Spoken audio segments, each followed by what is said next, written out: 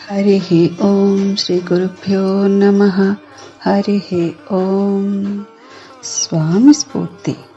స్వాధ్యాయము అనే స్వామివారి బోధ నుండి శరీరం అనే వాహనాన్ని ఎలా సద్వినియోగం చేసుకోవాలో తెలుసుకుందాం. మనకు శరీరం అనే వాహనం ప్రాప్తించింది, మరి దాన్ని సద్వినియోగం చేసుకోవాలి కదా.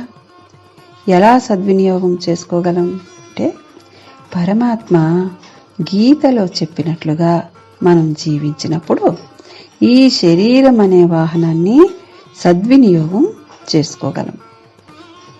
దానికి మనం ఏం చేయాలి?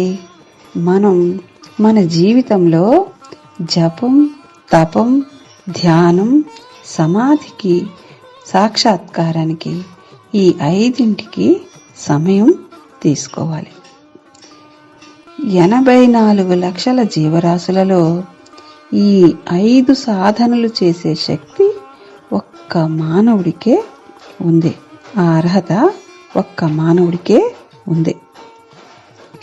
ఈ 5 చేయకుండా ఆహార నిద్రలకు పరిమితమైన వాడు భోగి.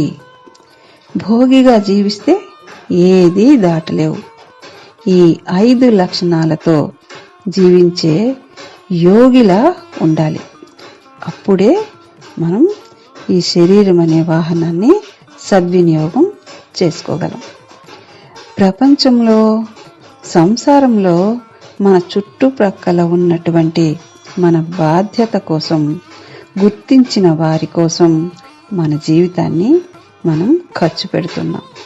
కానీ ఒక్కొక్క రోజు మన ఆయుష్ తగ్గిపోతుందని మనం గుర్తించం.